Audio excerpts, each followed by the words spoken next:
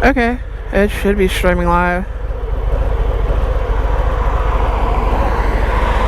I don't know what it's doing. We will find out. And it's probably gonna die. Sort of practicing with this thing.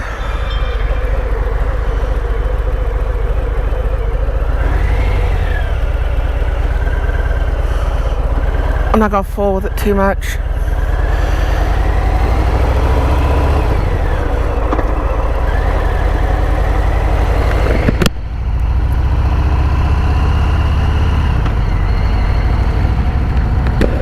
Whoa, can't see. The humidity.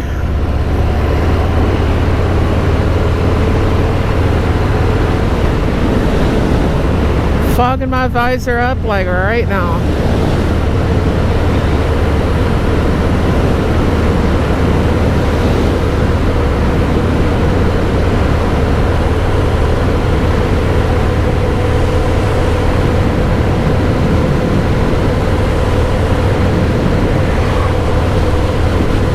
There we go. Accidentally had my visor on, my high beams on. I accidentally had my visor on. We shall see.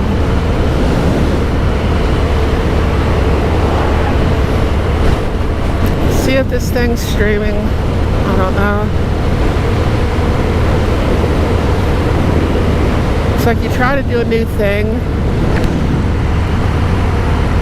and it fucks with you. I can't see where I'm going because dipshit has their brights on.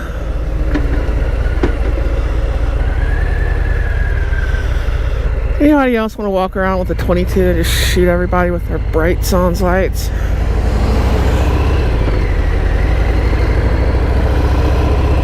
You know, it's for public safety. Like, I can't see. Well, go get your eyes checked. You're not supposed to have your brights on when facing traffic. Whether that's oncoming or you're behind them.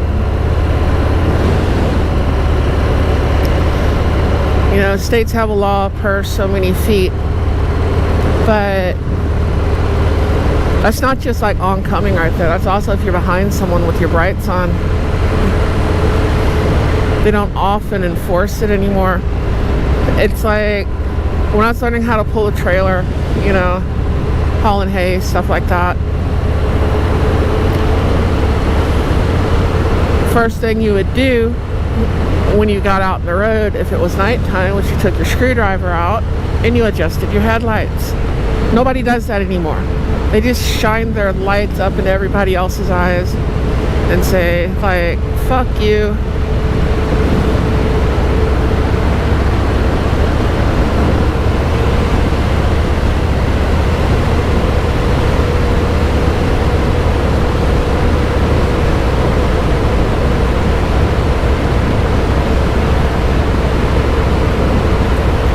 But anyways, I'm heading to work. I gotta be in New Orleans by noon.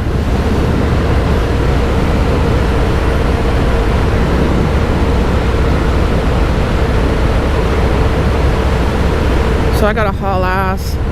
I'm not gonna haul ass right now. Everything's still kind of wet.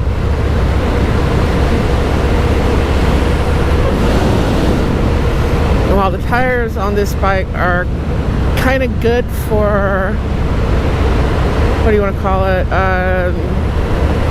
like gravel roads and shit like that, rock parking lots, works pretty good. They don't seem to be very good for rain.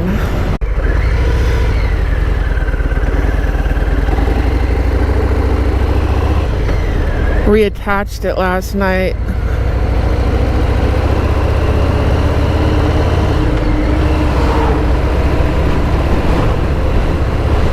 Bright lights.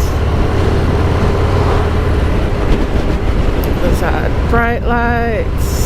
City Lights. Is that David Lee Roth, or is that damn Yankees? I think that's just David Lee Roth. He's a great performer. You don't mind watching a martial arts show for like 30 minutes before the music.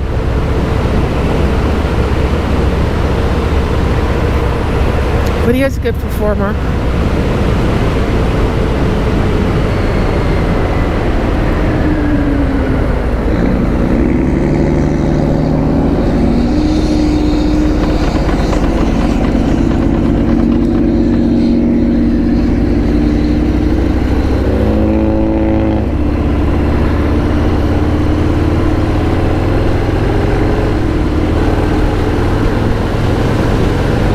Maybe I can close my visor now that I'm moving. Snap it all the way. Some air going through this thing. My GoPro might be in a little different position too. It's like once you get something figured out, something changes. You can't win.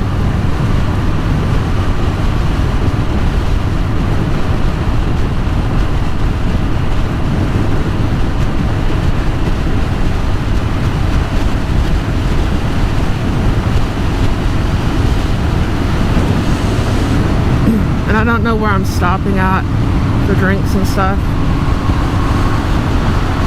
so I might end the broadcast and then restart it. But I'm playing with it. I'm trying to figure a few things out, and I don't have a whole lot of charge either. That's the other thing.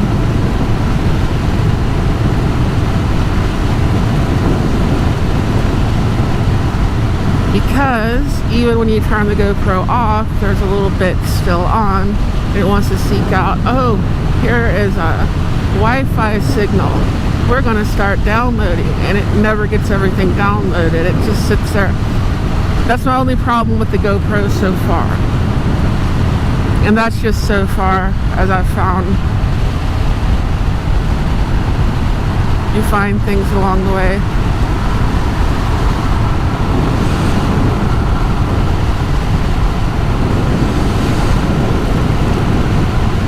Okay.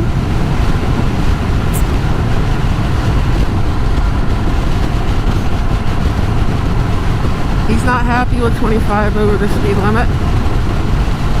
He wants to do 30, 35 over. Do your thing. I need some bear bait. Everybody needs some bear bait.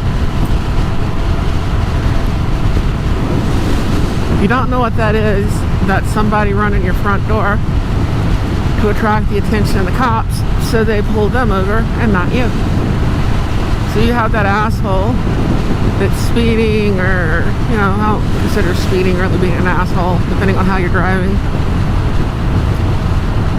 If you got somebody in a fancy car or something and they're flying, let them by. Let the cops grab them.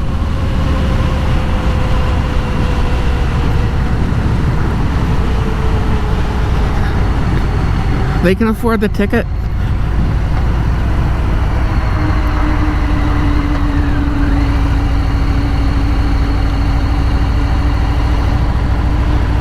Some idiot on a motorcycle trying to touch your trailer, splitting lanes up between two trucks. And I am a truck driver, and I hate that. I don't mind splitting lanes and stuff. Lane filtering, that should be legal everywhere, nationwide. Lane splitting, there's so much wind being pushed around my truck and the other truck, and it's going to try to suck you under. You're going to get that turbulence. And, you know, one little mistake, one little anything, one little speed wobble, and you're already crushed and probably spread for a few hundred feet. Like a human crayon, you know? Before I figure how fast I'm going at generally 70, 75 miles an hour. How many feet am I covering in a second? And you figure it's going to take part of a second for my foot to even hit the brake. It's going to take another second for my brakes to apply, because those are air brakes.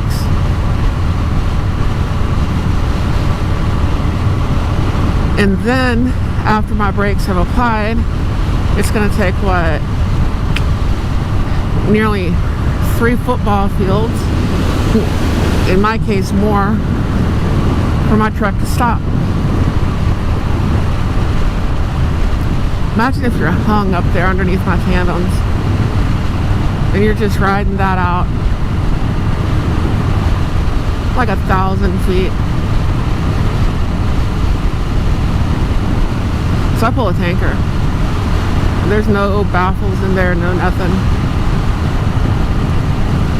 I'm doing a roll-off today, but I usually pull a tanker. It takes me a lot longer to stop than it does most other people,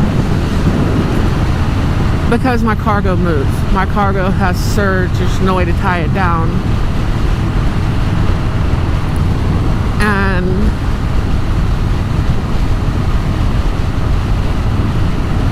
yeah.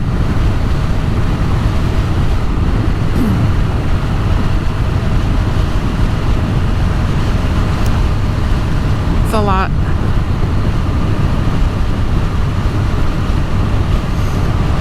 So however far I travel in 1 second, let's try that.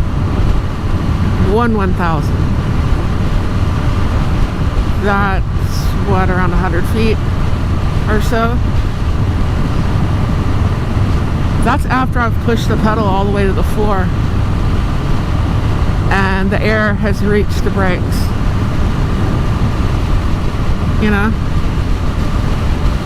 Now we can start stopping. It's not an instantaneous thing. There's lag.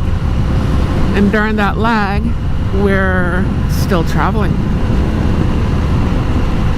So, yeah, don't do stupid stuff around trucks. We're big, we're heavy, we're slow. Well, I'm not slow, but we're big, we're heavy. It's hard to stop. We can't do sudden changes because there's other cars on the road. You know, I can't just swerve to the left and go around. Number one, I pull a tanker. I don't want to roll the thing. Even if you got a dry van, you don't want to shift your freight and then, you know, your load shifts and that pulls you over. It's just not good. Number two, that family of 4, you know, mom, dad, little brother, little sister over there on my left. I'm not going to kill them because you did something stupid. That car on the right on the shoulder, changing a tire. What did they do? Nothing.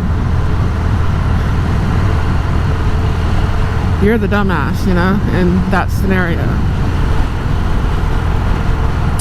So if anyone's gonna die, it's gonna be you.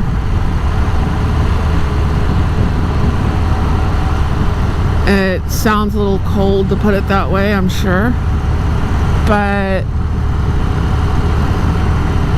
I don't really know how else to put it.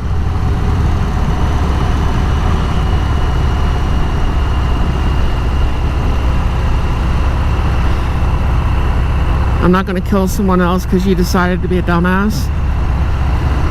So just don't do stupid shit around trucks. Do stupid shit on an open road.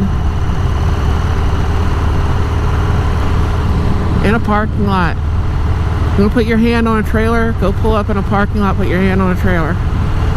Don't do that going down the road. Here's why. Even if your skill is good, odds are that driver's skill is not that great. We have a problem with what I call 5-week wonders. And they go through a truck driving school in 5 weeks. They might get sent out like Dumb and Dumber or something like that for a few more weeks with another trainee.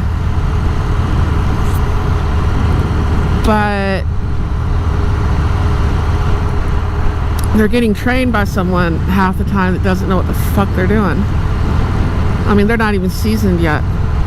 They take someone, they promise them a whole bunch of money they're not going to be making, not in their first year or two. Because it takes you a while, most people, not everyone, it'll take you a while to, you know, figure out how to make money. It costs a lot more to live on the road. There's just a big learning curve, and I don't think you should be able to buy a truck unless you got the cash. Lease a truck, definitely, because that's like predatory lending the way they do it, you know, or train unless you have a minimum of 5 years experience, because there's just such a big learning curve. There's so much you learn in that first 5 years, and it used to be that way. When I first started looking at buying a truck, they wouldn't talk to you if you didn't have at least, you know, 5 years experience.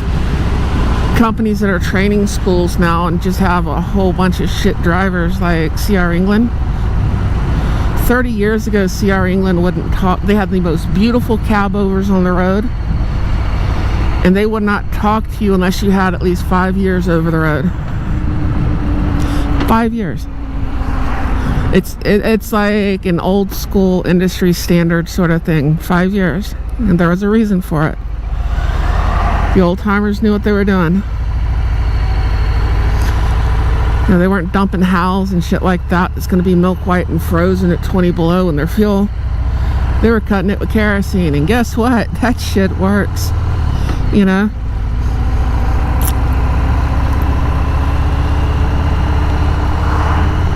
But you're going to take this driver and when they've been running for a few months and they realize they're not making enough money, they're going to say, hey, I got a plan for you. We'll be able to run a little bit harder. We'll be able to make a little bit more money. We're going to put you in a lease truck. Now realize, most of these drivers have no idea what they're getting into. They think they're going to be an owner-operator, and they're not an owner-operator in any way. You know, they're a half-ass company driver or what have you. And I know people that do that, and they keep their trucks cycled out, and they're always in a new truck. They're leasing them, and they're writing everything off, and hey, that works. But that's a whole different thing, you know. When you're leasing from the company, you're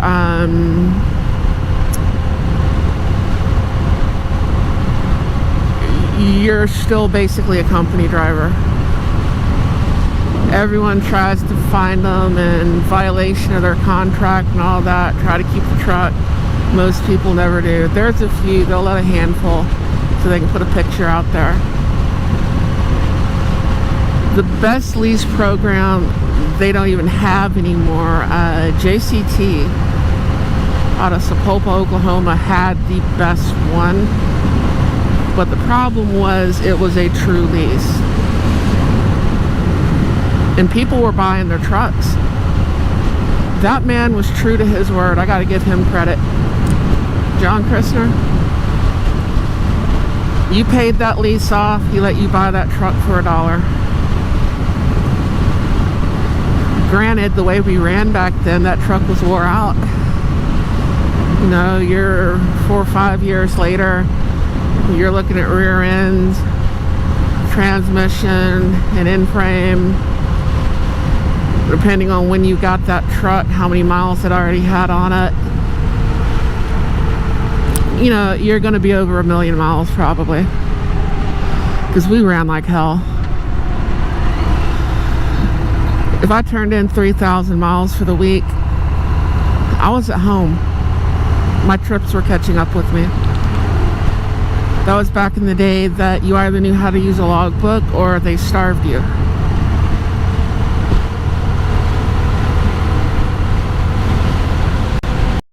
Gave you a loose leaf logbook, and who knew you could rewrite history?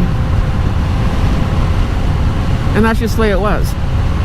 You know, everybody knew they're never going to solve the problems out here because the problems have too much money.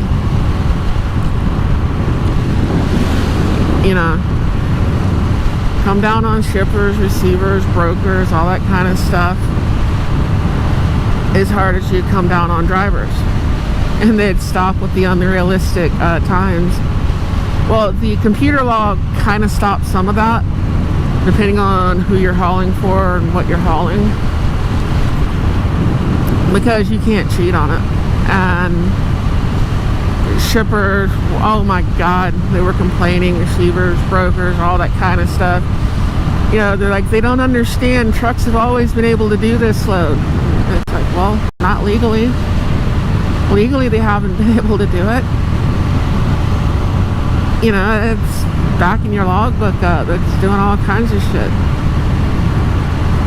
So in that regard, even though I want my book back, I see the point in the paperless logbook. But anyways, they're going to take this driver, who's now a half-ass company driver in a lease truck, paying more per week. That's the other thing. They pay more per week for those lease trucks than I would ever want to pay per month. I don't want my payment to be over like $2,000. I really don't want it over $1,500 a month,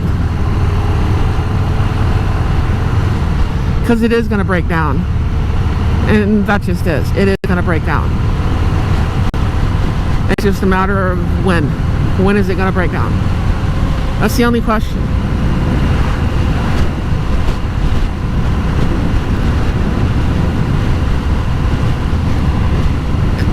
And get anywhere.